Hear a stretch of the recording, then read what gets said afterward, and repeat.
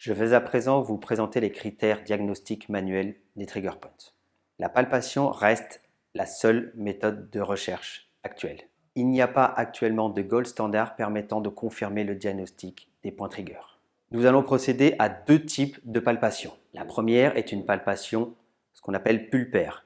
Elle se fait lorsque les muscles sont apposés sur de l'os, qu'il y a un contre-appui osseux. Ensuite, la deuxième technique est dite en pincette, c'est-à-dire qu'on va prendre le muscle entre notre pouce et notre index pour créer un contre-appui. Ceci vaut pour les muscles qui n'ont pas de surface osseuse en dessous, type grand pectoral au niveau axillaire ou sternocléidomastoïdien. Tout d'abord, nous allons définir le muscle qui potentiellement peut provoquer l'algie du patient.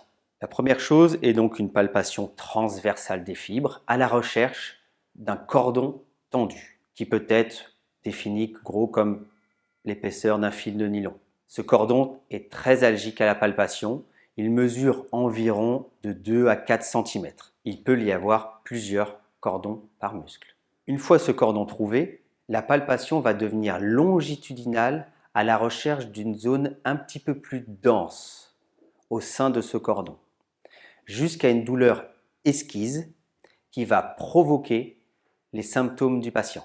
Après quelques secondes de stimulation de cette zone de tension, il faut provoquer la douleur référée et le maximum de symptômes perçus par le patient. Enfin, le dernier critère est une réaction de fibrillation musculaire appelée aussi twitch. Alors, il n'est pas présent à chaque fois, donc il ne faut pas l'attendre tout le temps. Ça va être une contraction de quelques millisecondes du muscle lorsque l'on va stimuler cette zone de densité, donc le trigger point. Il existe aussi des critères complémentaires tels que l'hypomobilité active ou passive, des raideurs musculaires. Le jump sign aussi peut être retrouvé, c'est-à-dire que lorsqu'on va stimuler le point trigger, il va y avoir un ressaut du sujet sur la table et ça systématiquement après chaque stimulation. Il peut aussi y avoir des réactions autonomes assez vives lors de la stimulation du point.